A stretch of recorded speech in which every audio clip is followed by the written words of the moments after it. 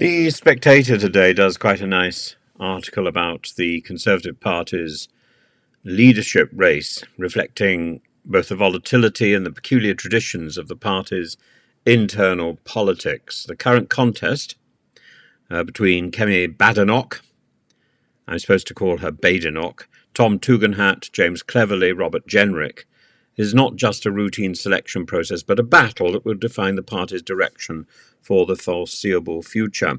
And it could well define the party's chances of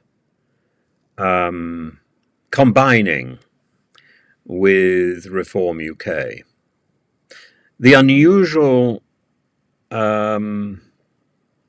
options stem from several factors: the prolonged campaign, the restrictive rules on candidate interactions, the pressure from both MPs, party membership, and the allure of farage.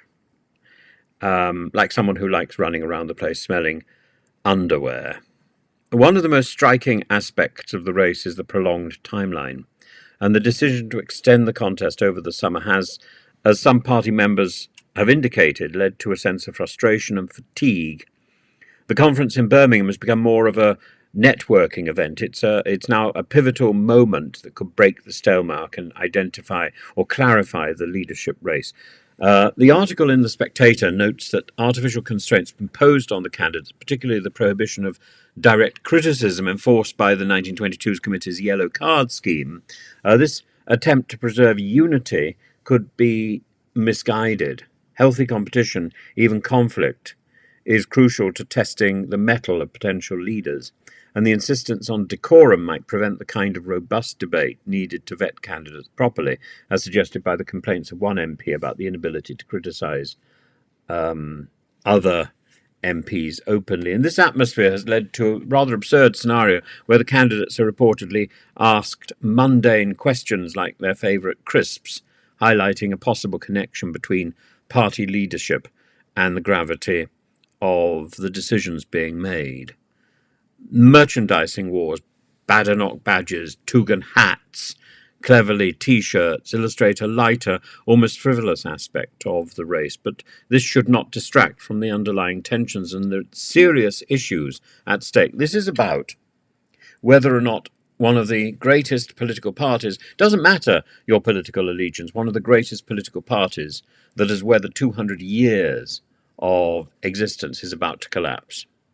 And these symbolic displays are attempts to generate grassroots enthusiasm, but they also underscore the degree to which the race has become performative. Historically, the Conservative Party has used its conference to settle leadership questions, often with significant consequences. The 1963, the 2005 examples show how the conference can become a stage for dramatic shifts in momentum. The comparisons drawn with past contests suggest that the party is aware of the dangers of misjudging the mood of the members, as was the case with Lord Hailsham in 1963. Currently, Badenoch and Jenrick are seen as the main contenders. Badenoch's appeal lies in her perceived authenticity and her strong polling among party members, while Jenrick has garnered significant MP support, making him the bookmakers' favourite. The ideological split is also significant, with both being to the right of Tugendhat and Cleverly, and this divide could shape the party's future policy direction, especially on contentious issues like immigration and Britain's relationship with the European Court of Human Rights, which are central to Jenrick's campaign. It will also shape whether or not they ever see office again. The lurch to the right is a lurch away from the front door of number 10. And the conference serves as a rare opportunity to bring together the often disjointed factions within the party. The MPs who might be seen as embroiled in their own games, and a membership increasingly viewed as ideologically distinct and disconnected from broader electoral concerns, more interested in the blue rinse than the cost of living. This tension is palpable, and it's not just the content of speeches, but also the optics, such as the size of queues for each candidate's events, that will matter.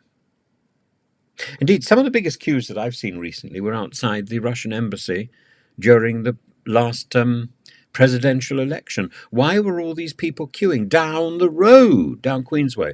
Why were they all queuing for an opportunity to vote for President Putin? I asked one of them, why are you here? And they said, it's my democratic right.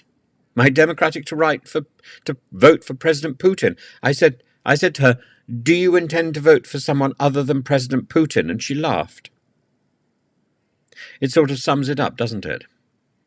In a sense, this leadership contest has become a microcosm of the wider Conservative Party's struggle to balance traditional grassroots values with the political pragmatism needed to win national elections. The stakes are high, not only for the candidates, but for the party's identity and its ability to present a united front against a resurgent Labour Party. And the outcome of the conference will likely prove that, well, it will likely provide a signal about the party's future direction and its ability to reconcile these internal tensions. As I say, if it genuinely is sent, if genuinely the members of the parliamentary Conservative Party sends Badenoch and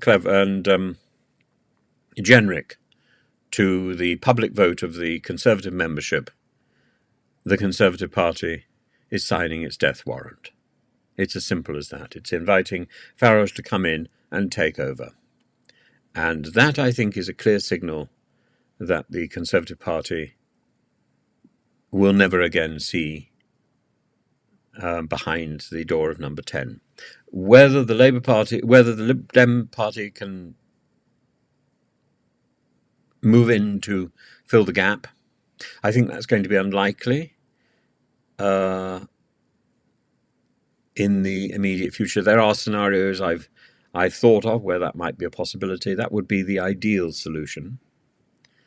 Even if that meant that a rump of the One Nation Tories remained behind to grow again, which it would. But a union between the Conservative Party and the far right of Reform UK would signal the end of the Conservatives. That's my prediction. Incidentally, if you go back over the YouTube videos that I made about a year ago, this is what I said would happen. And I don't take any pleasure in getting this right.